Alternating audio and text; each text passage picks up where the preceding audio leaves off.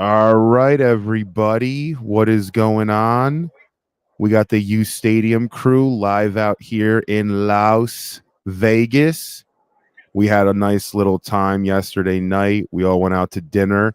The boys convinced me to go get them sushi. So, I got to just respect their sushi game because I'm not a big sushi person, but the dinner was excellent last night.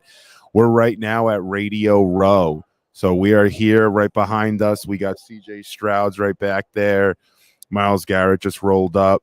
And this place is freaking bumping. We got the crew. We got Mr. Splash Man, the GOAT, and Jason, who is all giddy because Breece Hall reposted something that he tweeted his question to CMC. But yeah, guys, what's going on? How you guys feeling? We have Radio Row, baby. The U, we in the building. But yeah, what's good, you guys? Splash, Jason, what's how you guys feeling? We popping out here. Got to talk to the players Monday night. Trent McDuffie, Trent Williams. I don't know if you guys got to talk to Mahomes and McCaffrey, Purdy, all the guys. Travis Kelce. Asked all the Taylor Swift questions. So there you go. Yeah, big Swifty Splash. No, it's been a blast out here in Vegas. It's been a great host for the Super Bowl. The only complaint I have is I wish I was gambling a little bit better, but other than that, it's been great so far. Don't ever say that, please. You've been winning left and right, dude. I'm the one that's been losing freaking $150 every time I freaking snap my fingers. But with that being said, we're going to do a little bit of something different. Instead of just going through all the generic Super Bowl stuff, give you our predictions, player props, you've heard it all. We're going to go through our NFL honors and give you our predictions. We'll go through MVP, offensive, defensive player of the year, offensive and defensive rookie of the years, comeback player of the year, and coach of the year. And we have very different opinions on all this stuff. So with that said, let's not waste too much time. What's up, D? What's goody, my guy? With that being said, let's go right into it. MVP. Who deserves MVP? We'll start with Splash, go to Jason, and I'll round it out. I'm always going to have the best opinions out of these two, so we'll save the best for last, obviously. But yeah, Splash, turn that game down a little bit, mother, and give us your MVP prediction, boss. All right. The MVP is Lamar Jackson. Watch the games. Watch the 16 games he played. He was the most influential player in the NFL determining wins and losses this season. Baltimore played a brutal schedule. They set the record for most wins against teams above 500. Lamar fueled those games. He didn't stat pad against Arizona. He didn't, like McCaffrey did. He didn't stat pad against these bozo garbage teams, right? He played 14 teams that finished with an above 500 record. He was awesome just about every single week. Even the weeks he didn't have great stats, watch the tape. He was making the throws. He was making the runs. Pick up the first down here. Pick up yardage here. Help Gus Edwards and company set the all-time franchise record for rushing touchdowns in a season with 25. Yeah, I know he had 29 total touchdowns. I know statistically it's going to be weak, but watch the games. Watch how he influences it. Okay, MVP. fair enough. Simple as that. Fair enough. I don't agree. I'm going to give you my the real MVP. I think Lamar Jackson's been a little bit overstated because he has the best defense in football, and he didn't, for me, score enough touchdowns and do enough yardage-wise that would quantify it for me. But again, he's the favorite. He's probably going to win it. I don't think he should win it. For the record, I just don't. I just think they're giving it to him because the team was good, and they always love the Lamar story. But yeah, Jason, who's your MVP and why? All right, so I got a pretty hot take, I guess. Splash didn't like this, but I'm going with Christian McCaffrey. I'm not giving MVP to a quarterback this year. I just don't think any of them separated themselves enough. I mean, if I were picking a quarterback, it's really tight between Josh Allen and Lamar Jackson. I think both of them are deserving enough to win the award. But when you look at the most valuable player in football this year, I think it's Christian McCaffrey and what he brought to that San Fran offense. I mean, Brock Purdy was in that conversation a lot. People, I disagree. I think the focal point of that offense is Christian McCaffrey. He had 1,459 rushing yards, 14 rushing touchdowns, 5.4 rushing yards per attempt. I think this is 1 year where the MVP doesn't go to a quarterback. And listen, Christian McCaffrey's not going to win. They're not going to give him the award. I understand that. But if I had a vote, I'm giving the MVP to Christian McCaffrey this year. All right, fair enough. Another mid take we got out there. I'm going to give you guys the real MVP. I'm going to give you guys the person who actually deserves the MVP, who scored more touchdowns than both of the guys you're talking about. The guy that And turn the ball is on over an more. Don't forget that. and is on an offense that is not necessarily star-studded overall, but he continuously just keeps the chains moving and scores touchdowns. And that is my guy, even though he's not my guy because he's a division rival, but it's Josh Allen. Josh Allen had 29 passing touchdowns, had 15 rushing touchdowns, led the league with 44 total touchdowns, was third in QBR. Josh Allen was the best player in football this year. Whether you like it or not, he was the best player. He makes the most out of nothing. Yes, does he turn the ball over? Of course he does, but that comes with big plays. And if he's not on that Bills team is going all of nowhere. And the way that they were able to get into the playoffs and I think win, I don't know, they won maybe 5 of their last 6. I'm not 100% sure of that, but the way that they played down the stretch, Josh Allen was the best player in football this year, and it is what it is. Their defense, in my opinion, wasn't even close to as good as the Ravens' defense. So that's why I would give it to Josh. I just think he did more with less, and the stats speak for themselves. Yeah, I like how you threw that out there. 25 turnovers. Yeah. There you go. I like that. Oh, yeah. Lamar Jackson, a total of 5 rushing touchdowns to Josh Allen's 15. And not to mention 5 more passing. Hey, he scores them. He had more goal line touchdowns. He had more goal line touchdowns than Christian McCaffrey. It's cute. Lamar Jackson almost had 37. Are you doing that? It's cute that Lamar Jackson almost had 3,700 yards this year. That's cute. Maybe he'll throw for 4,000 one day. Maybe. Why don't you? I know a guy with less turnovers than both. Or rushing production there. You want to pick and choose here. You're going to add the rushing touchdowns when it's convenient, but you're not going to include rushing yards. Paint the whole picture here. You're missing it. You're not watching the games. You're going on total touchdowns. Okay. Yeah. Jalen Hurts. Yeah. Touchdowns win you football games. Yeah. Touchdowns win you football games. Okay. Lamar. This isn't fantasy football. I'm talking about points. Congratulations. There's other players on the team that Lamar, when he has the read option and he holds it, and they're all crashing down on Lamar. Guess who's walking into the end zone untouched? Don't even have to block for him. Gus Edwards. Come on now. The CMC, all right, whatever. This Lamar argument, Josh Allen is a better who's a better quarterback, Josh Allen or Lamar Jackson? That's irrelevant. Who had the better season? Josh. Lamar Jackson did. I'm taking Josh. Josh Allen had 18 interceptions. Be serious with the bat. Be serious. Okay. I'm taking Josh. Then Lamar has the good and he doesn't have the bad. Picking one of the two. If I'm starting a franchise and you have the option between those two quarterbacks, I'm taking Josh Allen. That's not the question. Okay, Mahomes is the MVP. Well with the MVP Mahomes is the MVP. Why are we arguing something different? No. The point why I'm saying that is Josh Allen did nothing this year that should take away from him being included in the MVP argument. It's not like he had a bad year. He had a very good year and being a better player, in my opinion, than Lamar Jackson. I don't think Lamar Jackson had one of his better years. So if you're taking someone who's Josh played at an 8.5 out of his potential 10. Lamar played at an 8 out of his potential 10. Josh's potential 10 is higher than Lamar's potential 10. That's why, in my opinion, Josh Allen deserves it over Lamar.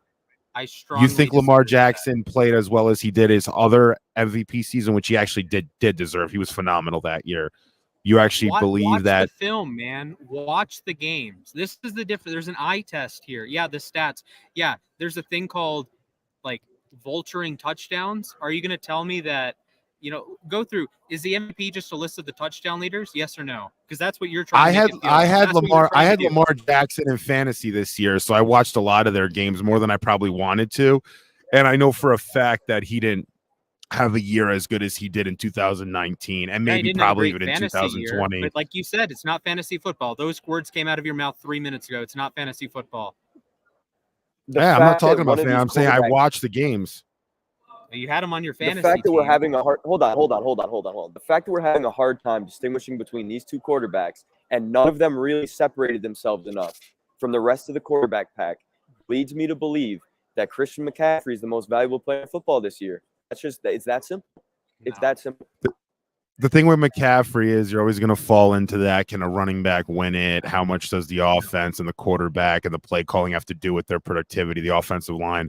A quarterback's just so much more important, and they have to basically do so many more things that are more dependent on their play versus anybody else's. They can kind of make things happen with not necessarily needing a great O-line or great receivers. If they're great, they're great.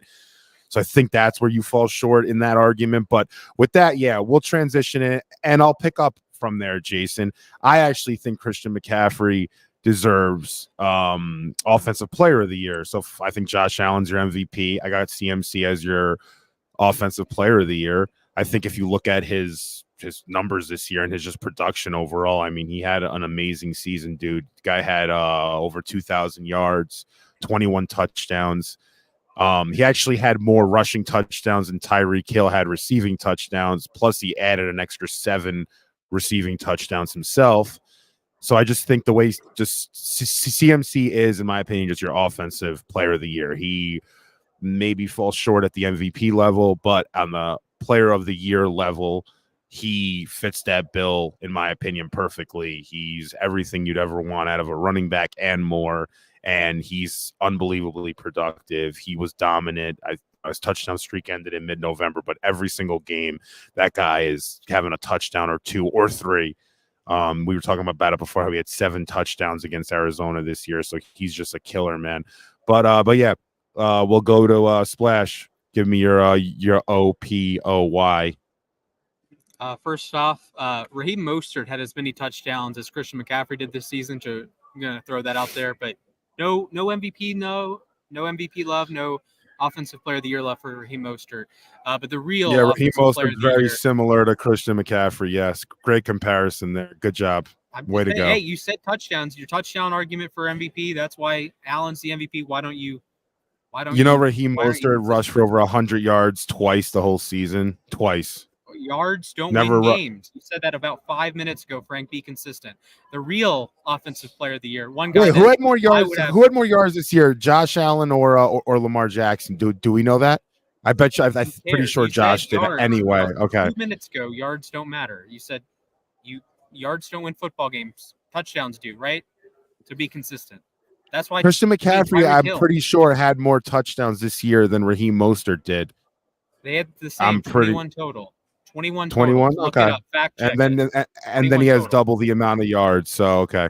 I win. Hey, yep. Well, Tyreek Hill is the offensive player of the year. There's no offensive weapon who is transformative to that offense. I like to think of Tyreek Hill as a space eater, as a space collector, as a space manufacturer. He makes everything in that offense focus, or makes everything in offense work. Raheem Mostert, why did he score 21 touchdowns? Oh, you got number 10 over there. You got to double him. You got to bracket him. You got to triple him. Why does Jalen Waddle have productive years? Why does Tua have top 10 quarterback production, even though I know for a fact you guys don't think he's that good? It's because of number 10. It's because of Tyreek Hill. I know he had 1 yard short of 1,800, and Frankie holds that against him. Who cares? I know the touchdowns. He only had 13. Only had 13. That led the league, by the way. 1,799 yards, 13 touchdowns, won 2 legs of the Triple Crown. He had a monster year. He's a Mount Rushmore level pass catcher, and he had a peak season. He's the offensive player of the year over McCaffrey. McCaffrey too. Wait, what did you just say? Tyreek Hill is a Mount Rushmore pass catcher. A Mount Rushmore pass catcher today. Rushmore pass catcher. In today's game. In the history of the sport. You are out of your damn mind. He's number 3. He is better at the sport of football than any other wide receiver besides Jerry Rice and Randy Moss. Is he better than Antonio Brown in his prime? Yes. Is he better than Calvin Johnson in his prime? Is he better than Terrell Owens in his prime? Yes. Calvin in that too. Those are the 4. Those are the 4. They can have Moss, number 4. Rice, they can be Hill, in that group. Tyreek is in that tier 1 or tier 2 behind Jerry. Jerry's tier 1. We can Tyreek better until Tyreek. First of all, this is the argument with Tyreek Hill. Until he proves to me that he can make big catches in big playoff games that actually win you Super Bowls, then big plays. I'm saying I know he did win a Super Bowl, but I'm saying Kansas City proved. Holy Christmas, Wasp, just Wasp. That's the defense. Wasp. What? What was the biggest the hell is play in Wasp? Super Bowl 54?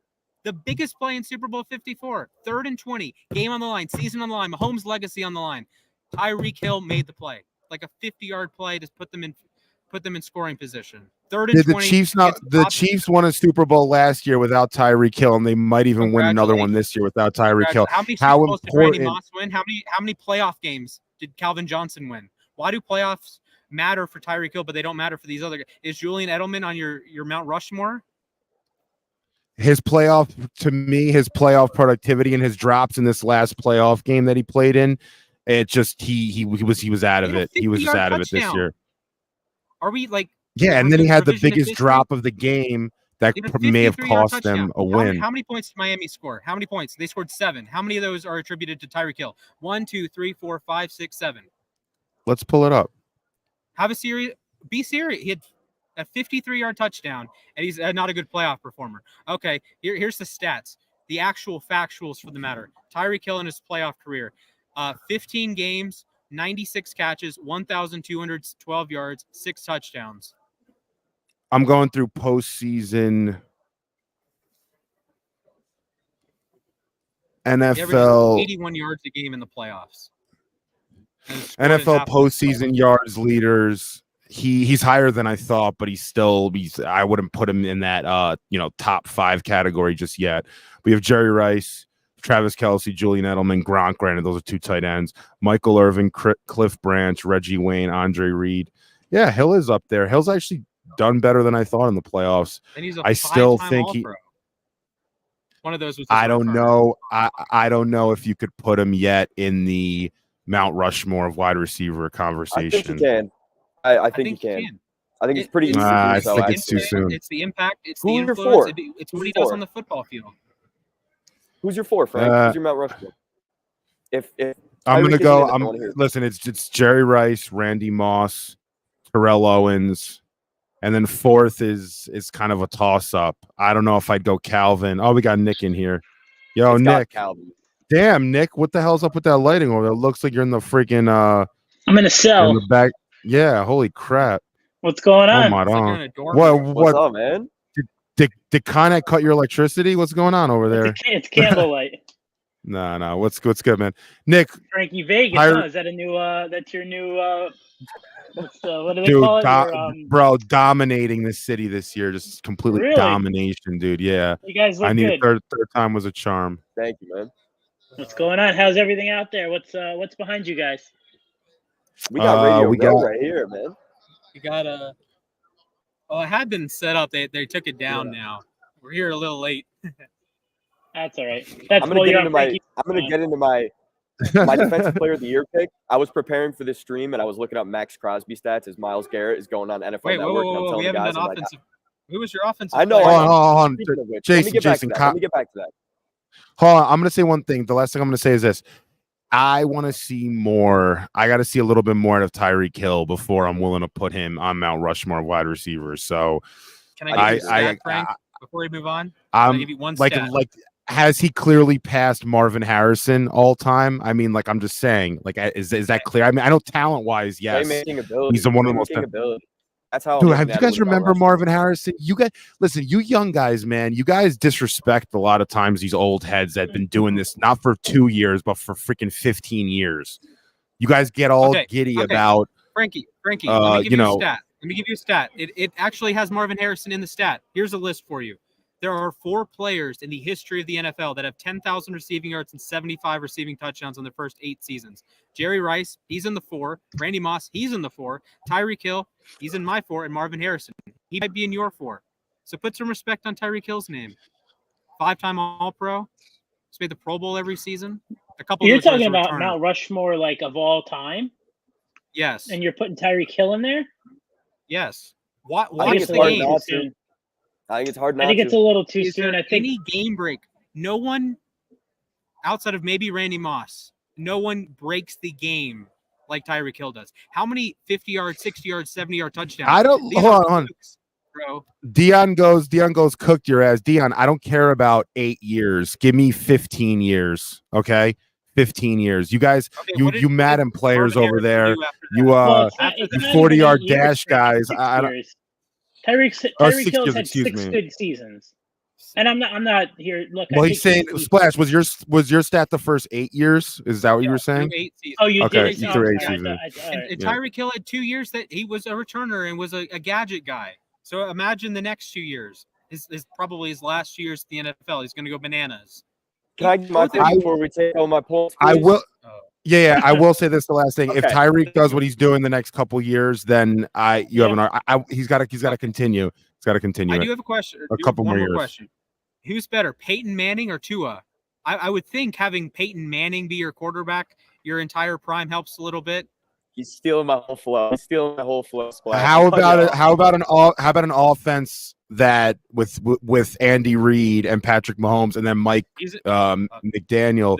His numbers got better that after leaving is- Andy Reid.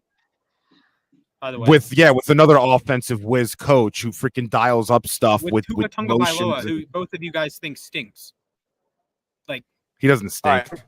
All right. I'm cutting you off. The reason why Tyreek Hill is my offensive player there is because if you can make Tua look good, I think, and put up the numbers that he did, I think you deserve to be offensive player of the year. And listen, there's a lot of Justin Jefferson was out this year, missed some time. Jamar Chase missed some time this year. So we got to see guys like Amon-Ra St. Brown, CeeDee Lamb, Christian McCaffrey. And Christian McCaffrey was my MVP pick. I mean, I could very well just put him as my offensive player of the year too. But what Tyreek does as a playmaker, there's no one else like it. You can't replicate his speed. You can plan for him as much as you want. You can double him. You can triple him. You can make the entire focus of the defense to take away Tyreek, and he will still find ways to beat you. I mean, Tua has it easier than any quarterback in the NFL. Tyreek will find space. If you have 2-3 seconds in the pocket, Tyreek is open. You don't even need – it's just that simple. Listen, if you look, Tua's a good quarterback, and if you look at games without Tyreek Hill, he's actually played pretty well. So it's not like it's. I agree. When he was getting propped up in MVP talks early in the season, that was in large part, if not completely, due to the fact that Tyreek Hill was on his team. Without Tyreek, he's not in the MVP combo, and it's that simple. So that's why Tyreek Hill is my offensive player of the year. Nick, what do you think? Offensive player of the year is completely fair. I think he should be top, 1 or 2 in MVP rate. That's how important he was to the Dolphins earlier in the season. I think Hill is the most explosive player I've ever seen, and my prime of football watching started probably in '98.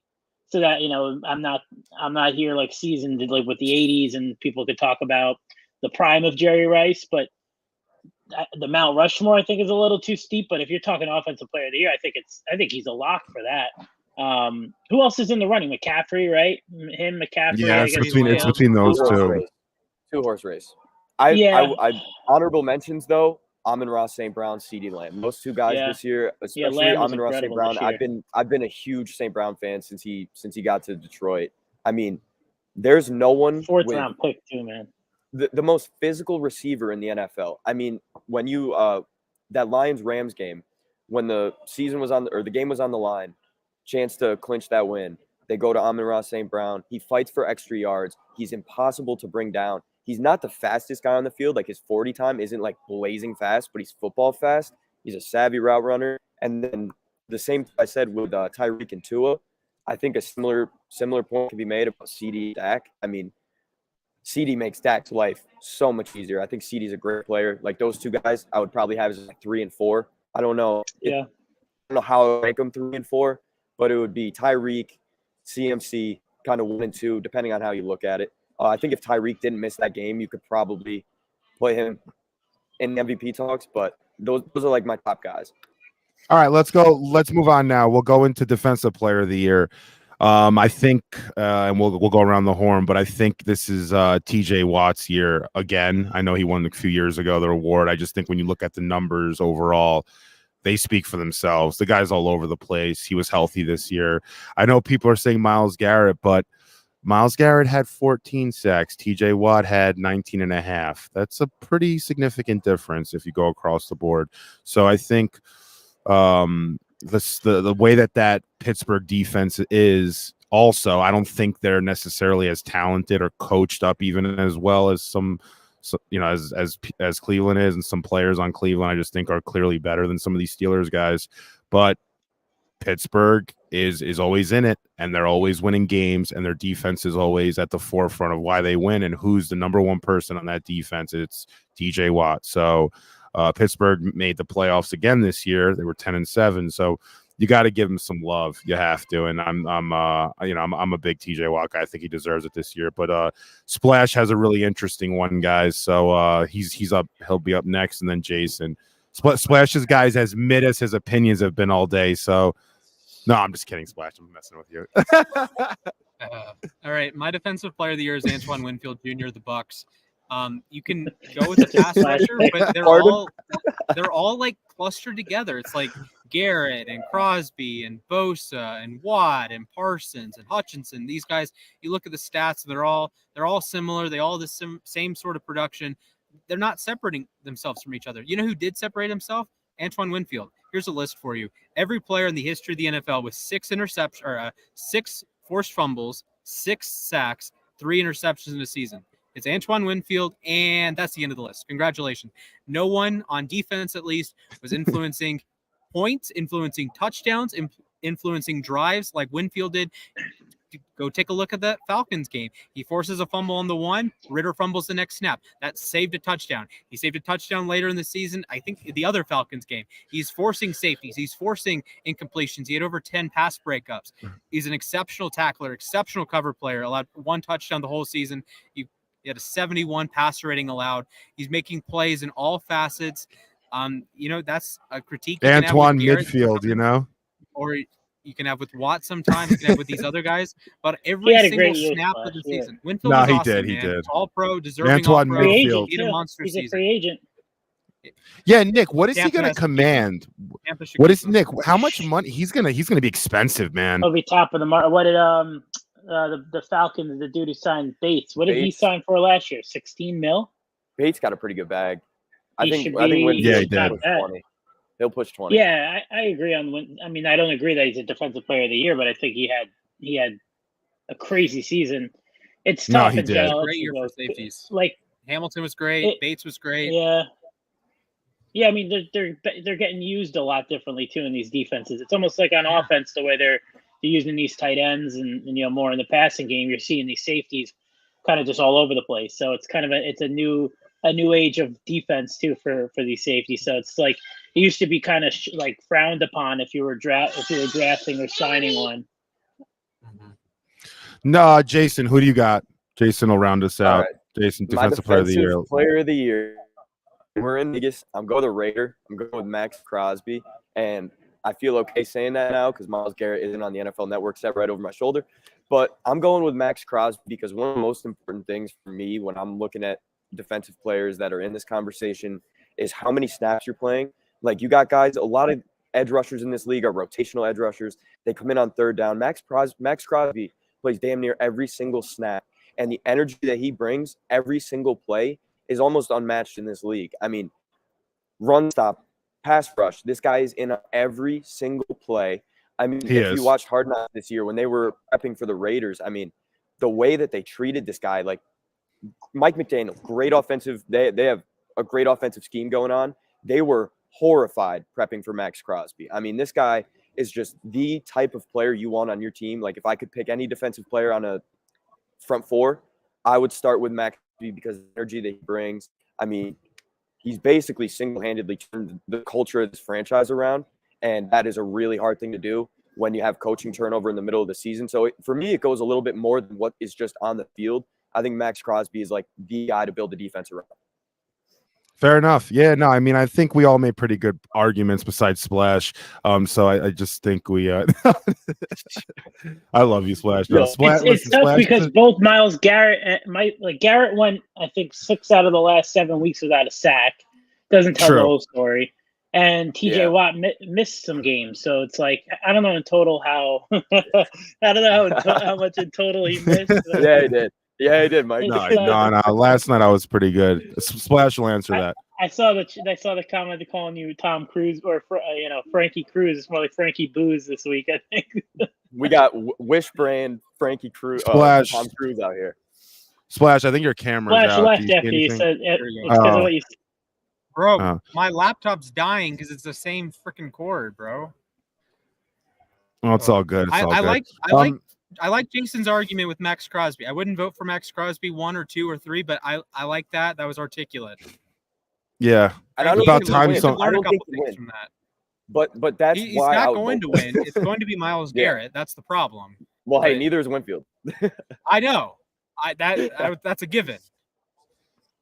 All right, let's move on. We'll go into the rookies. So we'll talk a little bit about, and shout outs to people in the chat. B, what's good, my guy? Mike B, Tony Brock, the OG, Gelato, Chris, Dion. We got Brian. What's good, guys? Yeah, appreciate you guys. Live from Radio Row. We're out here in Las Vegas. I can't wait to get the hell out of here. By the way, I can't stand this city, man. It takes 30 minutes to just walk across a damn hotel. If you want to pick up a package, it cost me $20. I got a package of these. These are my favorite energy drinks. Do you know, for me to pick these up from the desk, the guy wanted $20. I'm like, what the hell is this? What is this? Like what am I in, like, the hood or something? I got to pay you just to get something? What the hell's going on over here? But, not sponsored. Yeah. Yeah, we got to get the sponsor. No free shout out. No free shout out. But all right, let's go into rookies right now. We're gonna I'll start off. I think, and I just saw him here, and he gave me a little nod. I'm like, oh, great season, man. It's Puka Nacua. I think the season he had the most receiving yards and receptions by any rookie receiver ever. He's as humble as they come, and he made every single play that he could have made this entire year. Every single time Stafford threw him the ball in a tight window, Puka was coming up with that catch. I can make an argument, and I know we were talking about it before, but he had one of the best rookie seasons, offensive or defensive, I've ever seen. Honestly, I mean, it was almost perfect. I don't know how much better he could have done. So, in my opinion, I just think he deserves it. I just think not only did he put himself in the top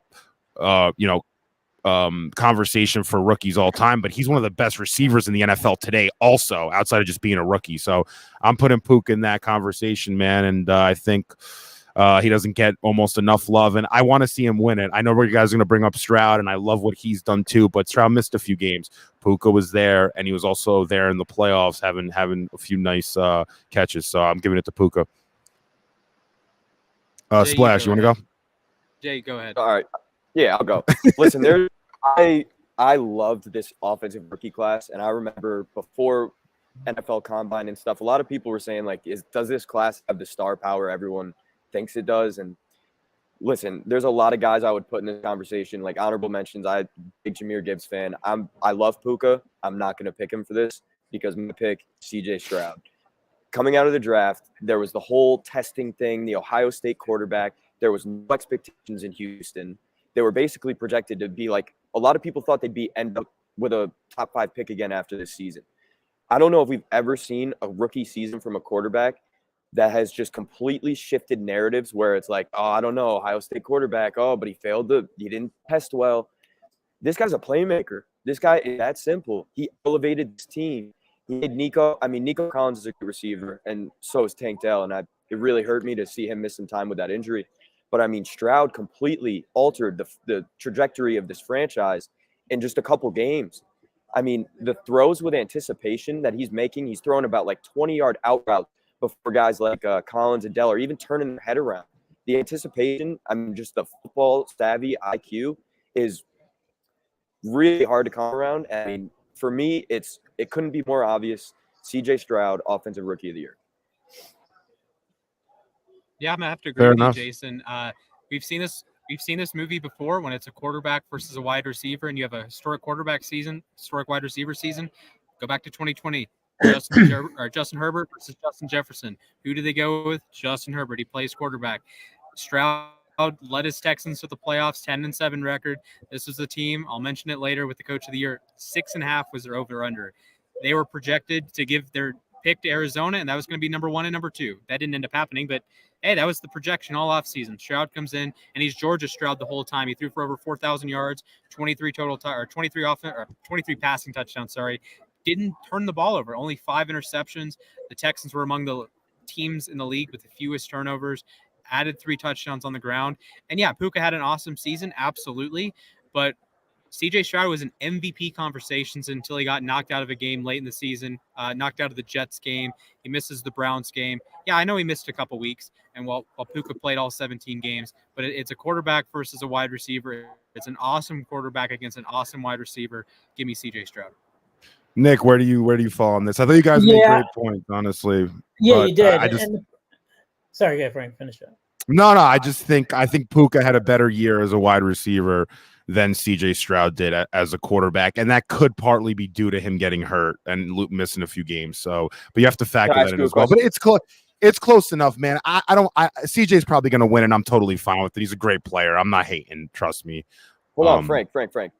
If Puka was in any other team besides Los Angeles, because we know how Stafford loves to just lock on to his first read and just like make his guy the guy that's going to get 20 targets a game.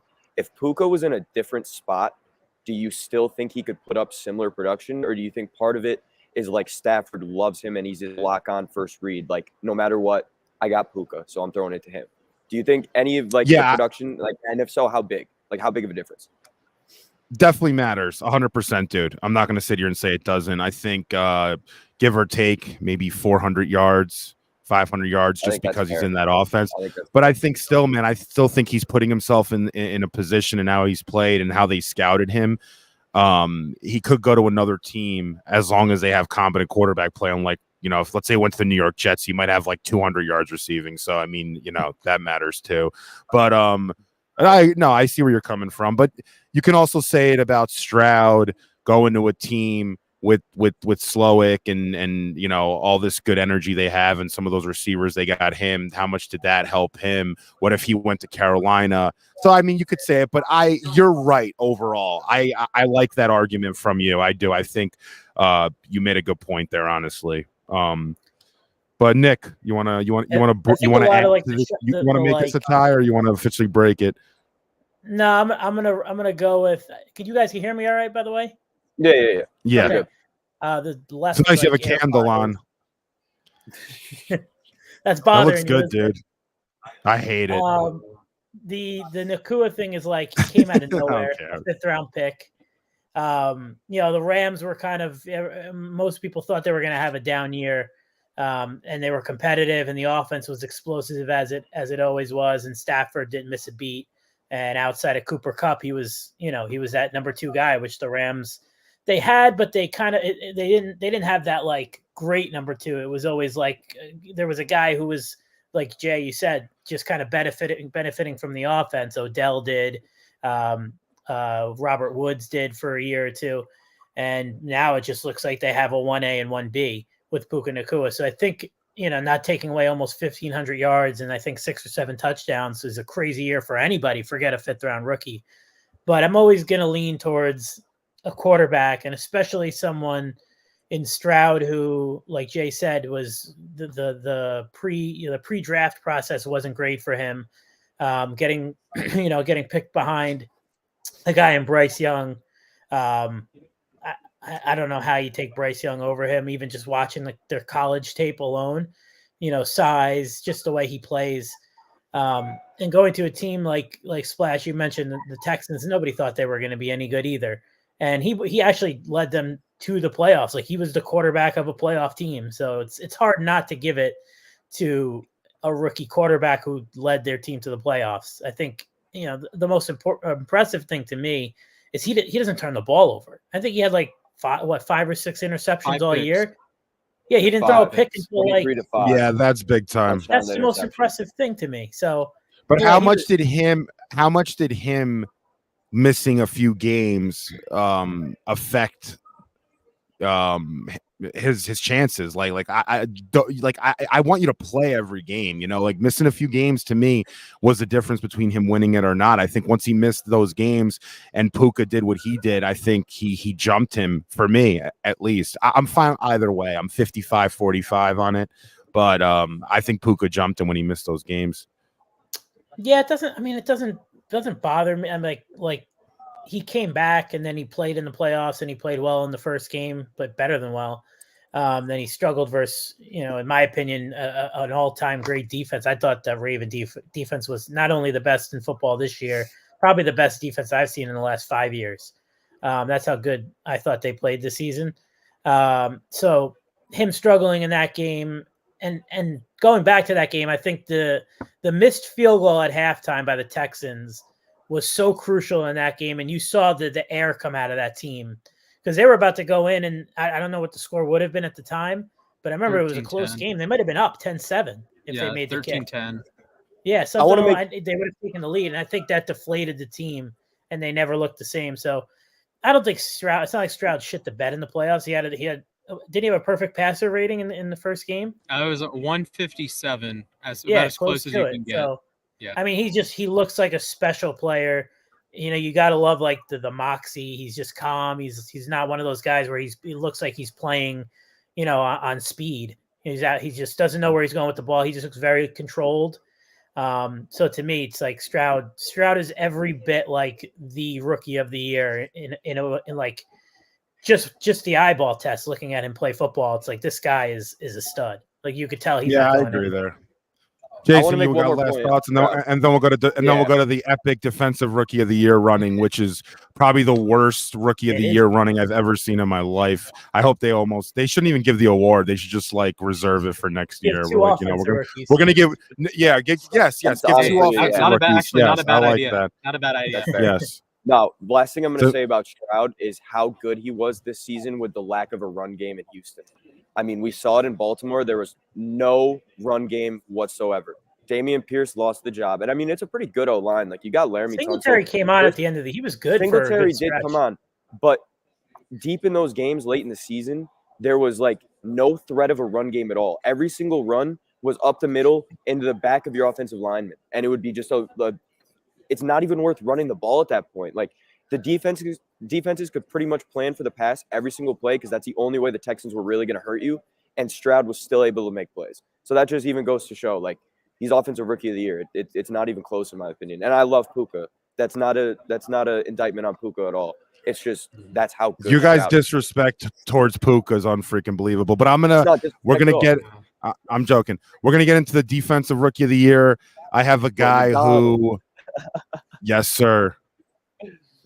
That is the defense. That'll be good. Yes, that'll be good. Our defensive rookie of the year is Will McDonald. Will McDonald had a farm, E-I-E-I-O, and on this farm he had a half a sack, E-I-E-I-O. I'm just kidding. No, Will Mcdonald is give Will McDonald some time. Yeah. Give Will McDonald some time. He'll be good. He'll be okay. He will. But yeah, so with that said, listen, I don't know who to give it to, honestly, but I think this Kobie Turner kid, I thought what he did this year, third round pick out of Wake Forest, and I love the name Kobie. I literally just thought of that like 2 minutes ago.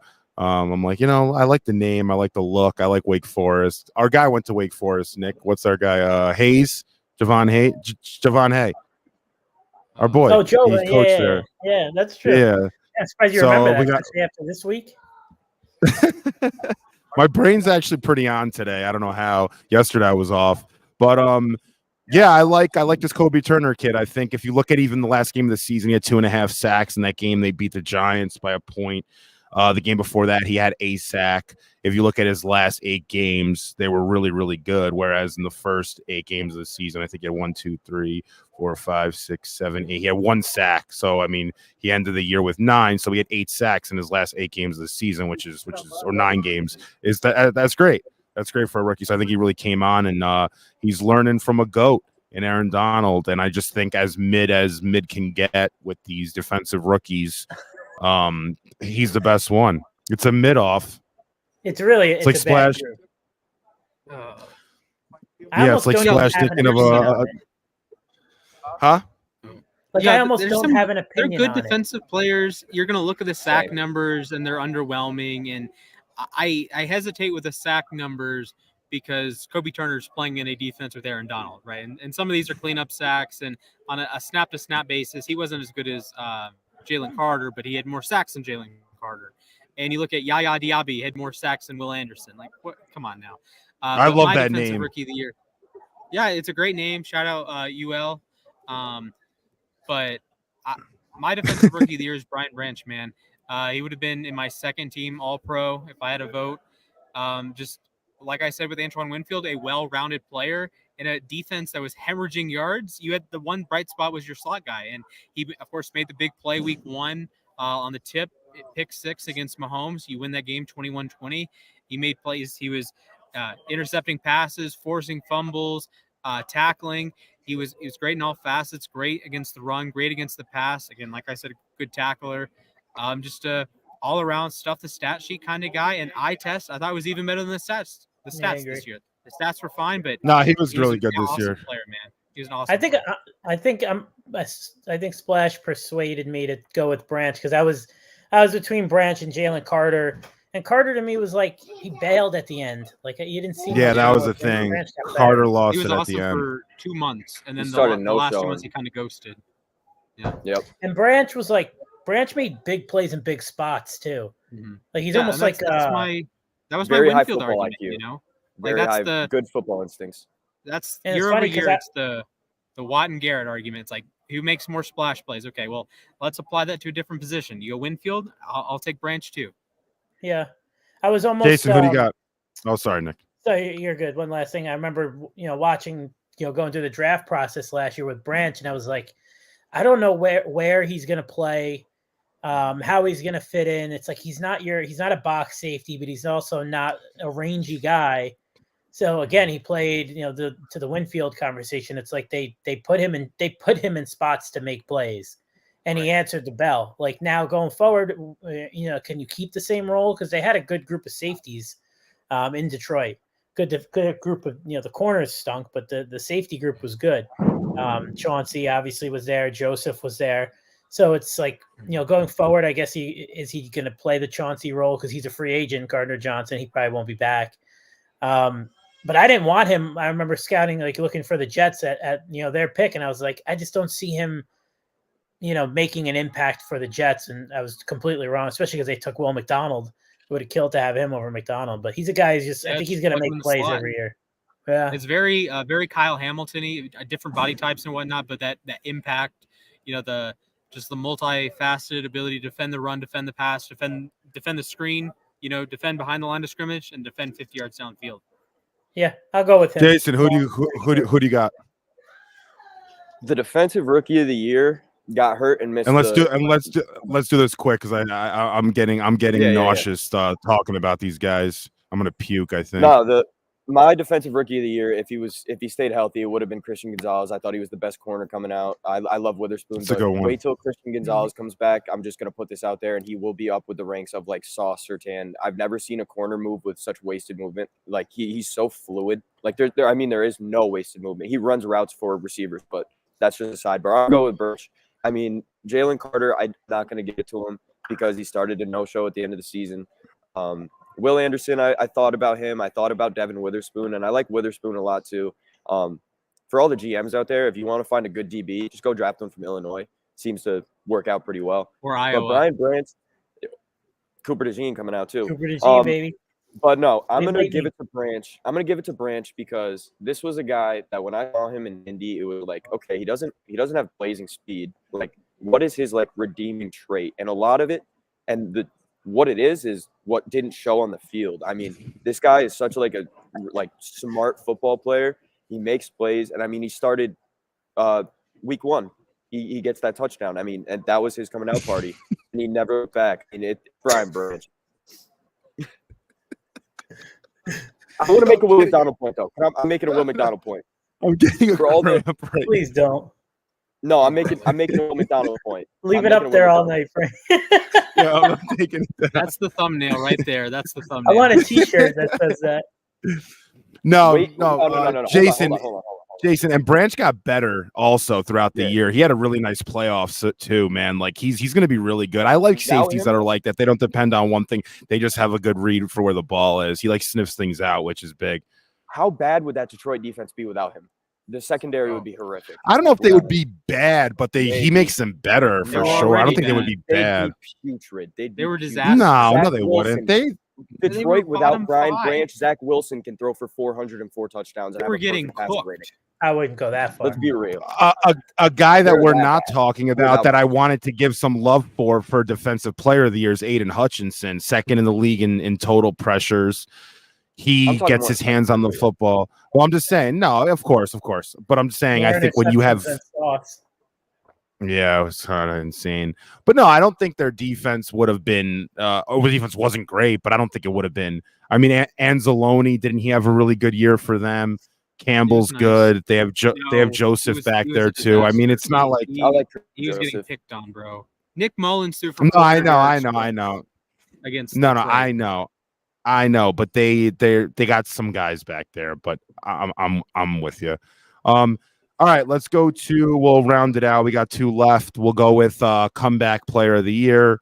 I'm just gonna start off. I'll make it quick. Baker Mayfield. I just think when I'm looking at a guy who I didn't think was going to be able to do what he did this year. You had Bucks fans mentioning that they wanted Kyle Trask starting. I think the league really turned their back on Baker and said that this guy's a bust. He's not ready to be an NFL quarterback. And what did he do? He came out, he threw for 4,000 plus yards, 28 touchdowns, leading them to the playoffs. And he played pretty well in the playoffs too. So I got to give it to Baker. And I love what he did this year. I know the playoffs don't really matter when it comes to regular season awards, but that just showed how far he's really come as a quarterback. And I think this season is just a testament to his development. So I'm giving it to Baker if I have to give it to anyone. Jason, we'll go to you. Or yeah, let's go to Jason because he waited last time. On that too with Baker Mayfield. I know him and his reps have been talking with the Bucks, so he's going to end up staying there on a long-term deal too. So that'll definitely get. How done. much money is he going to make, Nick? Is he really going to get 40 mil plus a year? I think close to it. Daniel Jones makes 40. Yeah, like 40, I was just going to say, like a Daniel Jones deal where they can get out of it after 2 years. Yeah. Fair enough. So let's go to Jason because he waited last time. Then we'll round it out with Splash. All right. Is this guy going to win comeback player of the year? No, he's not even in the top 3. I don't even think he was. Which doesn't make sense to me. But I mean, you got guys like Damar and Flacco. That's probably who it comes down to. But I'm putting Breece Hall in this just because he deserved to have more consideration for this award. Running behind that Jets offensive line, a stacked box almost every single down. You have no threat of a passing game, and Breece still goes for almost 1,000 yards rushing, about 5 yards per carry, 14 or 13 total touchdowns on the year. I mean, coming off the ACL too, like if he had a full body of work like week 1 on and he's getting like bell cow usage, I think he probably would have won. But because there was like that, we're going to bring him back slowly, which I mean is the right decision. You need this guy to be good for the long term. But if he had full bell cow usage from week 1 to the end of the season where you're getting 4 carries against the Patriots in the snow because Saleh's afraid to lose his job, Breece Hall would have won comeback player of the year. And I had a take on the uSTADIUM app about it. And I'm really pissed off he wasn't in the final 3 because why isn't he in the conversation? Is it just because coming back from injuries now that injury specifically, like he came back, so okay, he's healthy, it's not that big of a deal what he did? Is that pretty much why? That was a catastrophic injury. I wouldn't go that far. Like there's other catastrophic injuries, the guy that died, that's a pretty catastrophic injury, right? I don't know, man. Playing for the Jets, dude, that might be worse. Then Joe Flacco, there you go, that's 2. He played for the Jets last year. Baker Mayfield played for 3 different teams. Then you have like Tua with the concussion stuff, and there's Lamar missed the last part of the year last year. I would obviously not vote for Lamar. The answer is Damar Hamlin. As soon as he played a snap, it was his award. This is very similar to Alex Smith a few years ago. That Alex Smith didn't play well with Washington. It didn't matter. He came back from nearly losing his leg. Damar Hamlin came back from quite literally losing his life on the football field, and he played in a game 9 months later. I don't care that he played like 5 snaps. I get in the playoff stuff, it's not irrelevant for this conversation. It doesn't matter. He died on the football field. He came back. He played in NFL games. He's the comeback player of the year. I know like Geno won it last year after coming back from being garbage, and guys have come back from, Phillip Rivers won it before. Chad Pennington won it twice. I get it. But this man died on an NFL field and came back and played snaps 9 months, 10 months later. I don't need stats. Yeah, probably. It's interesting, the odds too, because I thought they would be even more in Damar's favor. But it looks like Joe Flacco sort of creeping in the conversation too. He was, and then towards the end, Flacco made a little bit of a comeback in that regard, literally. So yeah, we'll see what ends up happening. NFL honors is tomorrow night. We'll be out here in Vegas. I don't know if we're gonna go, but I'm trying to see if we can work something to cover it, Nick. So we'll keep you posted if we end up going there, and we can, get some content at the NFL honors. I think that'd be pretty dope. But yeah, let's end it off, guys. Been a great freaking stream. Tuning into uSTADIUM. Like, subscribe to the channel. We're going to do more of these. We're getting this move in the original content side. We're going to start doing some cool shit at the U. But yeah, coach of the year. I'll start it off. I think Kevin Stefanski, what he did this year, playing 4 quarterbacks and then 5 the last game of the year throughout the season, and how he had that offense buzzing all year and that defense being one of the best in football. I love what Stefanski did. It's never easy to not have any consistency at the quarterback position and still continuously win football games in one of the toughest divisions in football. So when you're looking at Stefanski overall, the job that he did, even when it came to Nick Chubb going down, I mean, he dealt with so much crap throughout the year, and that team finished the season 11-6. So you got to give them love. And it's a regular season award. I know they kind of crapped out in that playoff game, but again, it's a regular season award. I don't think any coach did as good of a job this year as Kevin Stefanski did. So that's my my coach of the year. Whoever wants it, dive right in. I'll go. Saleh. Yeah, there you go. Yep, there it is. Yeah. Saleh wins. Yeah. Yes, I Salah. have some pushback here. Salah pizza. Cleveland had higher expectations than some other teams in the league. They were look at Vegas. Their over/under was 9.5. I'm going to go to an over/under that was 6.5. That's Sean McVay in Los Angeles. This was a team that people thought were cooked. People thought would finish. They were 30th in power rankings, 31st in power rankings, 29th in power rankings, and Sean McVay gets them playing offense, defense. All these rookies come in, like a third of their roster's rookies. Kobie, Turner, Puka, Nacua, Kyron Williams 2 years ago. All these guys, 3rd-round picks, 5th-round picks, 6th-round picks. All of them are producing. Matthew Stafford looking like prime Matthew Stafford. He was awesome this year. I know the stats don't say so, but he was awesome. He was slinging it all year long. Kyron Williams came on down the stretch. He missed the first part of the season. He was awesome down the stretch. Man, Sean McVay, props to him. The Rams overachieved by 3.5 wins according to their over/under. And it could have been more if you don't have a miracle loss against Baltimore in Baltimore. That's probably the best team or best anyone's played against Baltimore the whole year, right? So you're a 10-7 team. You're projected to win 6.5 games. You kept Seattle out of the playoffs. You swept them. You beat San Francisco. I know that was a backup battle, but they had some impressive wins. They clobbered Cleveland. Remember that? Yeah. No, it's a good argument, man. I love Sean McVay. I think he's the best head coach in football, in my opinion. I really do. I put him right up. I put him there. He's the best in my opinion. I think he's better than Kyle Shanahan. Andy Reid's going to be a tough debate, obviously, because he's one of the best ever. But I love Sean McVay. That was a good one, Splash. But Jason, who you got? Man, it's really hard for me to pick one of these 3. I'd put like Dan Campbell, Demeco Ryans, and Kevin Stefanski in like my finalists. And I think Campbell needs to win it eventually. I don't know if it's going to be like his award this year. Stefanski overcame a lot of injuries, but I mean, if you ask Robert Saleh, that's just cause for a mulligan, and it doesn't matter, and you can just mail it in for the rest of the season. But I'm going to give it to Demeco Ryans because what they did, like Splash, you talked about over exceeding expectations. Oh my God. Yo, go run some stairs and pull up some Pinterest quotes. The God. No, don't talk about the God like that, all right?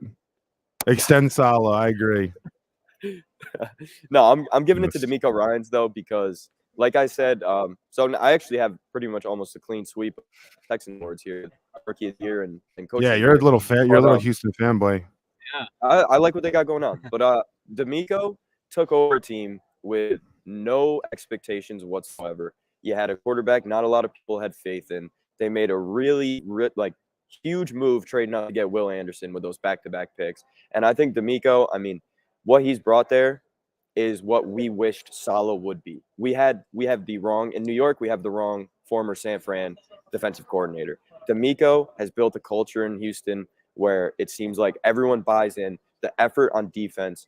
He knows that he might not be an offensive expert, so he brought in a hell of an OC, has a fantastic staff, and he's going to have a coaching tree of his own soon when Slowick takes a head coaching job. So I'm going with Demeco Ryans for my coach of the year.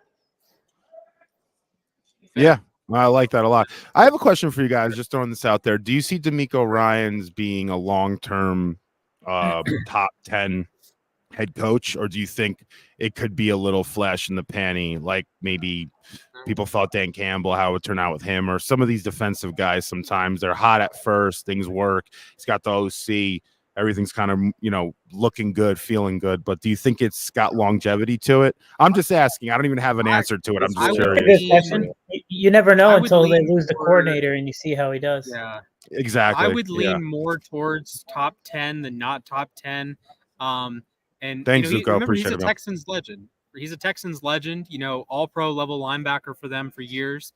Like my childhood, he was awesome for them. So I would lean more towards top 10, maybe not into that top 5 conversation, because it's so tough being like not a Shanahan, not a McVay, right? You look at like the Harbaughs of the world, the Tomlins of the world, the Belichicks of the world that aren't offensive focused. It is really, really hard to consistently be in that top 8 to 10 conversation when you're hemorrhaging offensive coordinators, right? Shanahan, McVay, and Andy Reid, they don't worry about losing offensive coordinators because that's their job. They're the ones calling the plays. And, you know, if Mike Tomlin could hire a good offensive coordinator, we would have that. You would have that problem. But Mike Tomlin's slander. I'm here for that. Yeah. Sorry. No, Tomlin's awesome. He just can't Mr. hire I would offensive say he's coordinators. awesome. That's the problem. But yeah, I understand where you're coming, Frank. I would lean that Ryans is going to be in that like 8 to 12 range, like good head coach, maybe not great, but good head coach generally. The offensive coordinator stuff, I agree, is a little troublesome. But there you go, Tony Brock. Let him cook.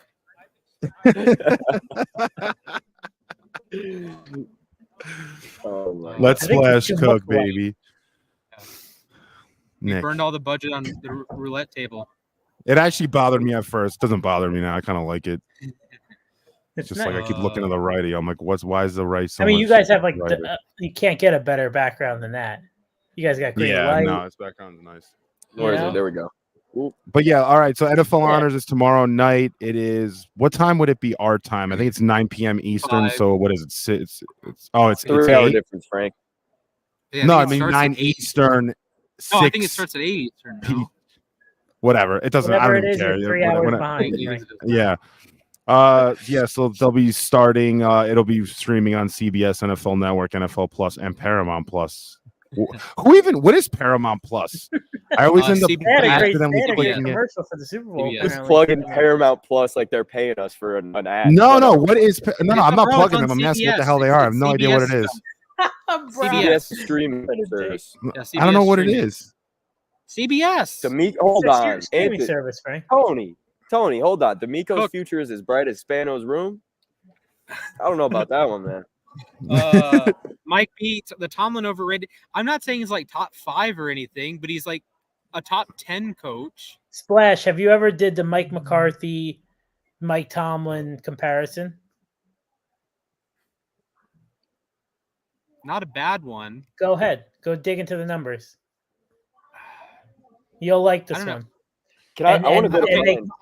I do have some pushback. They couldn't be further apart. Like everybody thinks Tomlin is this, God's greatest I have gift some as a head pushback. coach. I have some pushback here because McCarthy Tomlin was doesn't get his ass overrated in kicked his the playoffs first like part of his Tomlin does. tenure. He was overrated until about 2018. So after that collapse in 2018, that they were winning the division and then they lose it to a rookie Lamar Jackson who couldn't throw the football.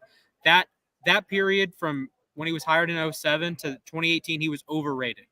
He got little out of that talent. That was a loaded team. They were always picked to win the AFC North. They were always favored. They always had a high over-under. They were always supposed to be in contention, and they underperformed. They won one Super Bowl with Bill Cowher's team. They went to another one with largely Bill Cowher's team, and it did jack squat after that. Since 2019, I will give Tomlin his flowers. You get 8-8 out of Duck Hodges, bro. 8-6 without Big Ben. What are you doing there? 2020, they start 11-0. I know they had the flame out at the end of the year. But that was a team picked to finish behind Baltimore, behind Cleveland every year, and they're right there in the playoffs.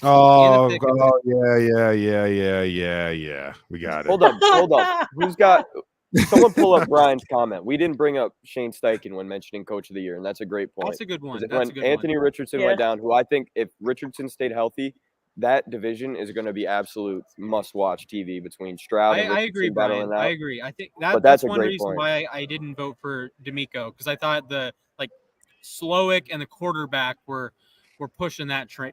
We're pushing that train. The thing that's crazy is there are a lot of really good coaches in the NFL right now. There's a ton, and there's a ton that are also available for hire.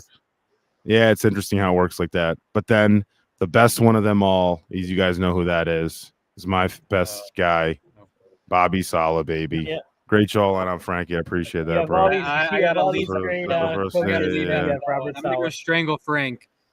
No. But yeah, we're gonna wrap up. Any last words? But yeah, uSTADIUM, all about. Let me get one. I got to take. If you guys want shirts or whatever, some merch, just DM us on Twitter. We'll see if we can make it happen. I gotta you might have to hold Venmo on, Nick Spano for lunch, but we'll send you a shirt. So yes. Let's go, Jason. All right, Go. All right, hot takes. Let's go. Hot takes for NFL honors.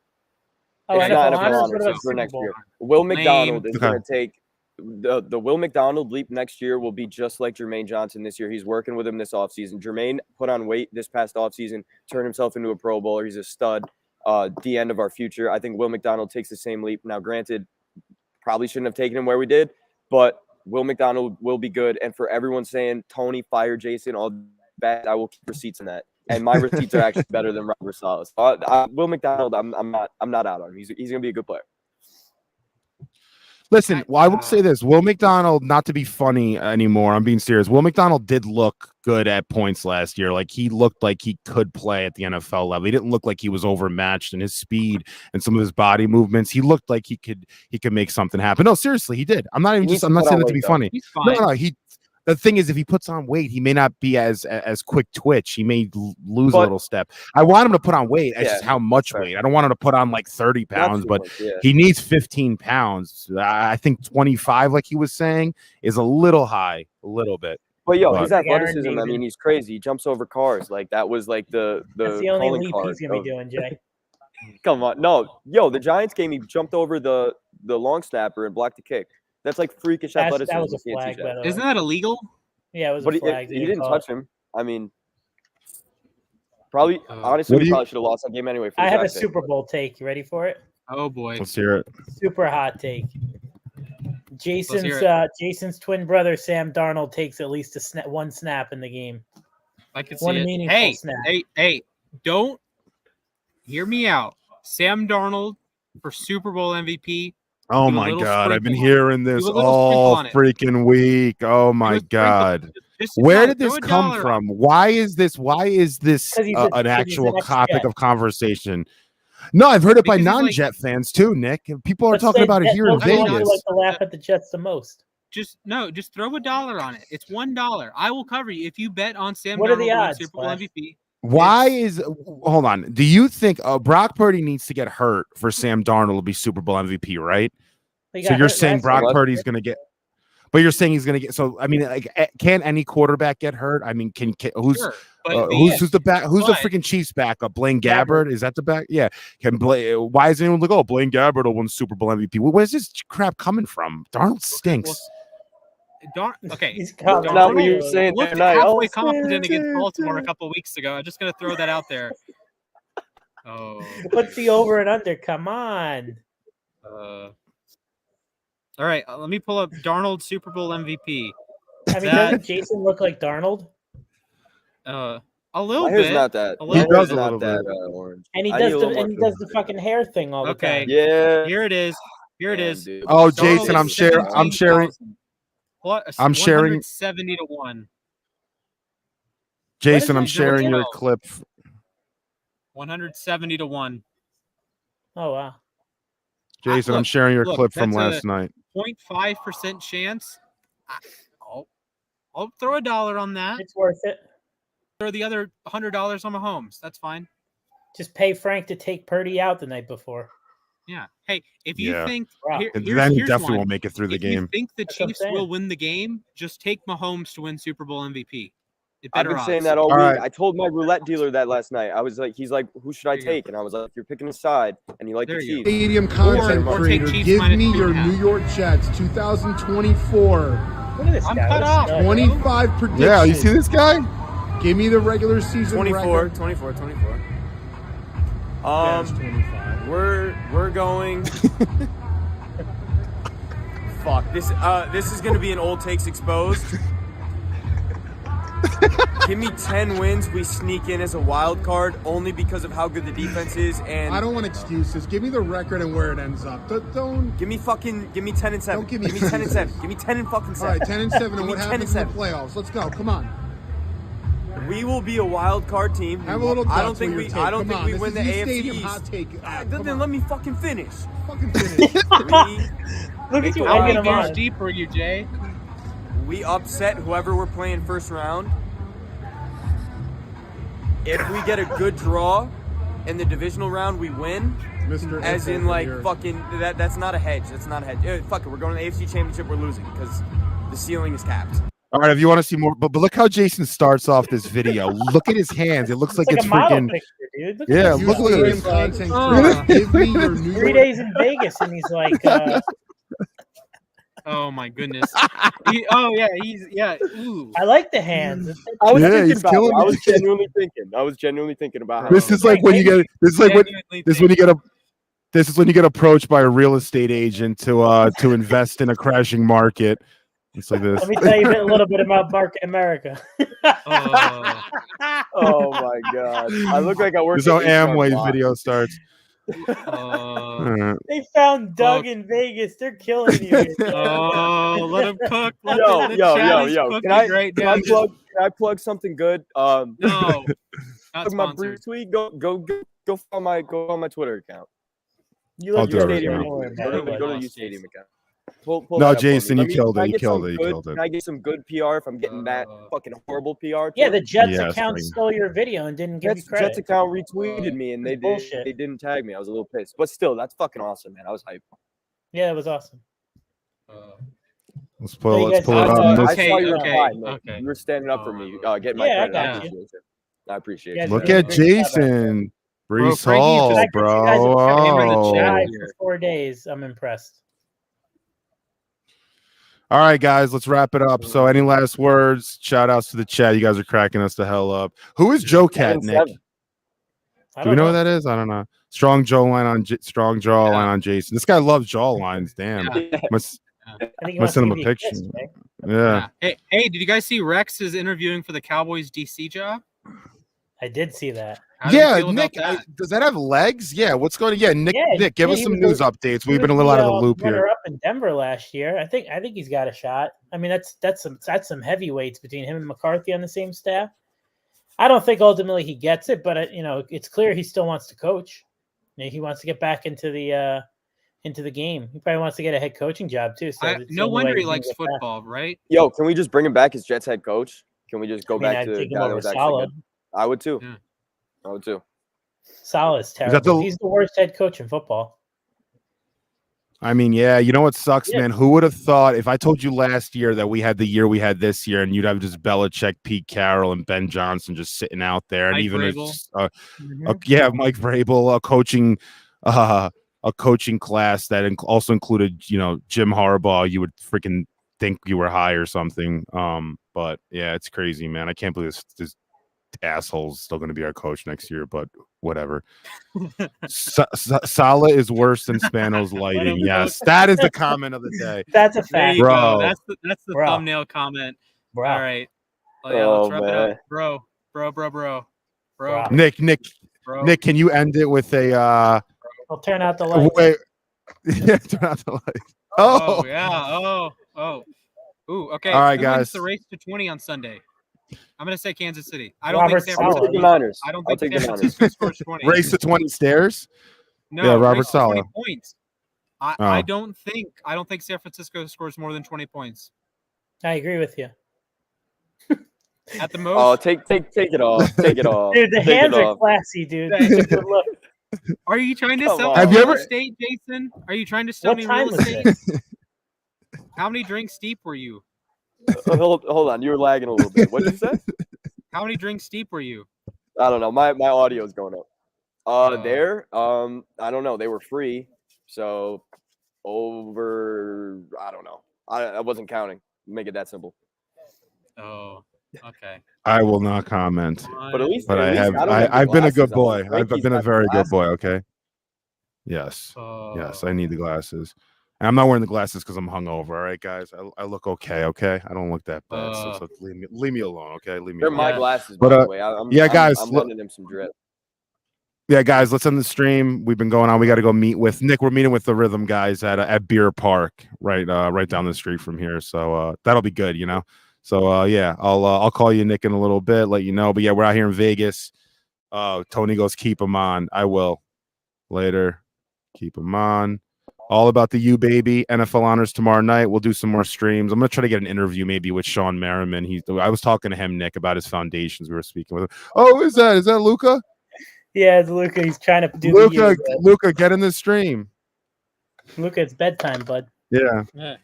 Ready for bed? Can Luca do it? Here we go. We'll give everybody a touchdown before you go. There you go.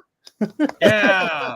Let's go. Bro, Luca, bro, who's let's gonna go. win, Chiefs or 49ers? 49ers. Not happening. Sorry. I like that. Starting 0-1 in your betting career. Tough to see it. Actually, 0-2. That parlay didn't hit either. The parlay didn't hit. Yeah. He's got to step his picks up. Yeah, got to step it up. All right, say bye. All right, guys. Luca, you're the best. See ya. Happy birthday, Luca, again. Say, be Belated. careful. Bye. See you guys. You're the best. Later, guys. All right, guys. See ya.